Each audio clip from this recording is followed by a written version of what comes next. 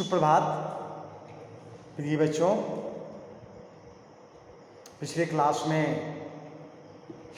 शीर्षक विनय के पद को हम लोग नियमित कर रहे थे, जिसमें कवि परिचय के संदर्भ की चर्चा हुई थी।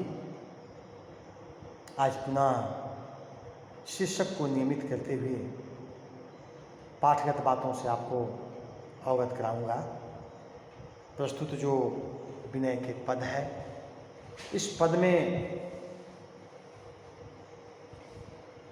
संत शिरोमणि कवि तुलसीदास ने जिस प्रकार से हमें उदार होने का, दूसरों के प्रति दया कृपा करने का, करुण भाव रखने का बात को रेखांकित किया है, वह वास्तव में हमारे लिए अनुकरणीय है।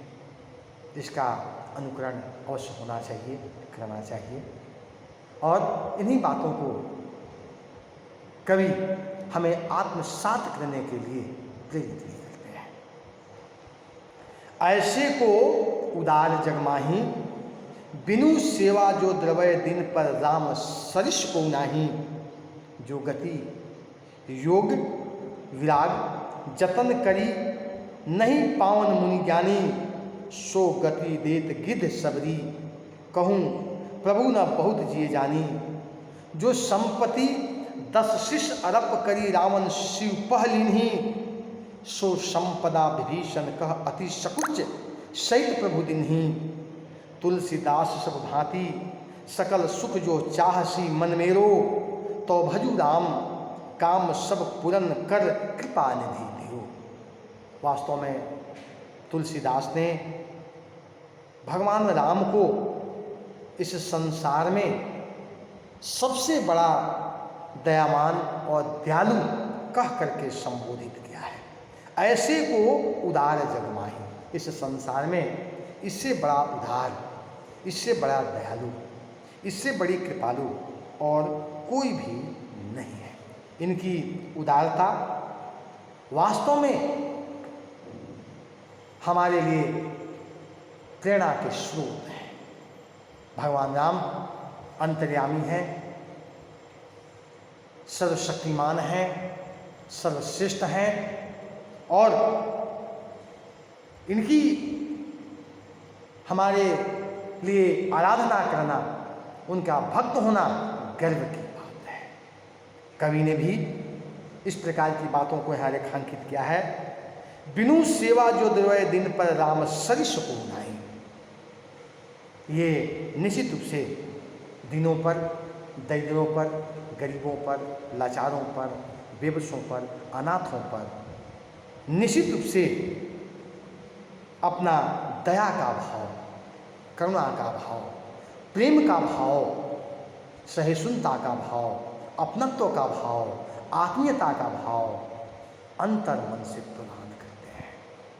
स्वाभाविक है, इस प्रकार की दया करुणा प्रेम देने वाला इस संसार में और कोई भी नहीं है। इसलिए ऐसे भक्त श्री राम को सहजता के साथ स्वीकार करते हैं।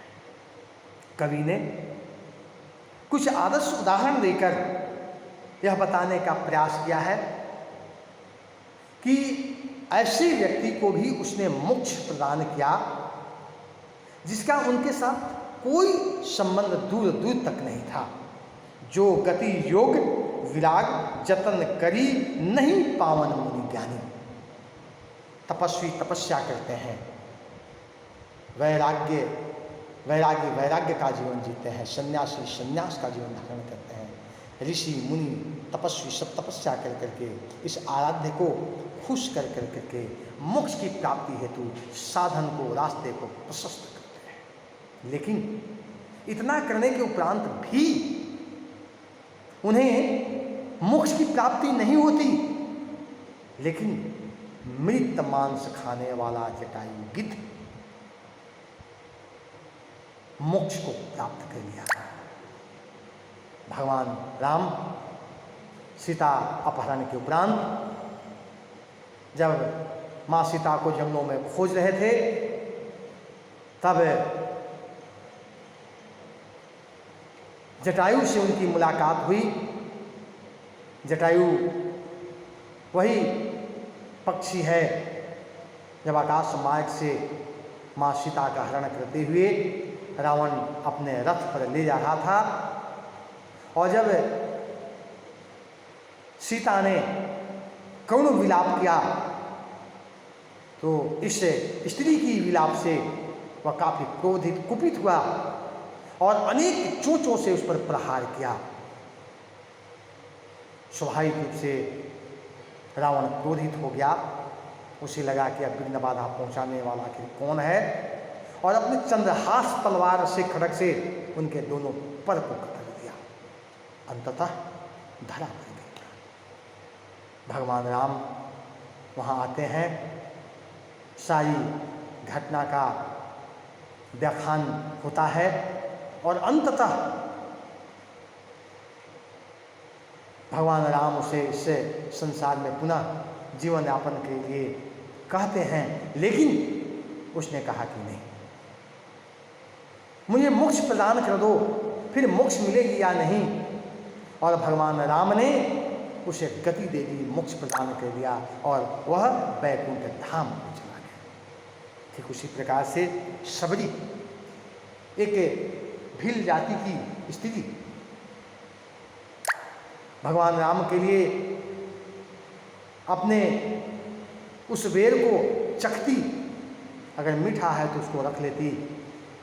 भगवान राम जब उसके कुटी में आते हैं, उसकी सेवा भाव से विभोर हो जाते हैं, उसकी भक्ति भाव आराधना से वे प्रसन्न हो जाते हैं, और जब वह खाने के लिए उस बेर को दी तो भगवान राम ने बड़ी सहजता के साथ, बड़ी आत्मीयता के साथ उस स्त्री की बेर को उन्होंने खाया और उसे भी मोक्ष किया, उसे भी गति मिली। कहने का अभिप्राय बिल्कुल स्पष्ट है। इस प्रकार के जो असहज लोग हैं, भगवान राम ने बड़ी सहजता से उन्हें मोक्ष प्रदान कर दिया, गति प्रदान कर दी और इस संसार से मुक्त हो गए। स्वाभाविक रूप से इसके आगे जो संपत्ति 10 शिष्य अरप करी रामन श्री पहलिनी, सो संपदा विभीषण का अति सकुच सहित प्रभु दिनही, तुलसीदास सब भांति सकल सुख जो चाहसी मन मेरो, तो भजू राम सब काम पूरन कर कृपा निधि तेरो। वास्तव में रावण भगवान शिव का बहुत बड़ा भक्त था। जब वह तपस्या करता तो अपने सिर को काट करके उनके चरणों पर अर्पित कर देता। भगवान शिव अत्यंत खुश हो जाते हैं और खुश होकर के उन्होंने सोने की लंका, साम्राज्य, धन दौलत ऐश्वर्य से भर दिया। कूट कूट करके वहाँ सब कुछ भर दी गई और भगवान राम एक छोटी सी प्रार्थना विभीषण ने की और उसे शरणागत मिल गई, आश्रम में रहने लगा, उनके आश्रय प्राप्त कर लिया। दोनों में अंतर है।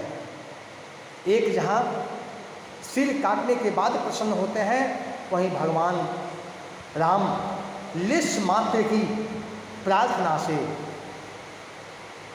अपने भक्तों के प्रति वे सारे कुछ देने के लिए तत्पर हो जाते हैं जिसकी आवश्यकता भक्त को होती है। जब लंका विजय हुआ तो बिना संकोच किए उसे सब कुछ अर्पित कर दिया। स्वाभाविक है, संकोच क्यों हुआ? उनकी अपनी लंका नहीं थी इसलिए संकोच हुआ। वह लंका रावण की थी, लेकिन इसके पश्चात भी उन्हें सब कुछ उन्हें प्रदान कर दिया। कहने का अभिप्राय बिल्कुल स्पष्ट है। तुलसीदास सब भांति सकल सुख जो चाहसी मन मेरो। तुलसीदास कहते हैं कि अगर सभी प्रकार के सुखों की अपेक्षा आप करते हो तो निश्चित रूप से भगवान राम की भजन करो और उनके भजन से ही समग्र सुख शांति समृद्धि की प्राप्ति हो जाएगी और इससे तुम धन्य हो जाओगे, श्रेष्ठ हो जाओगे, उदार और पवित्र हो जाओगे। तो स्वाभाविक रूप से आज के लिए इतना ही। अगले क्लास में अन्य बातों को उठाने किया जाएगा। धन्यवाद।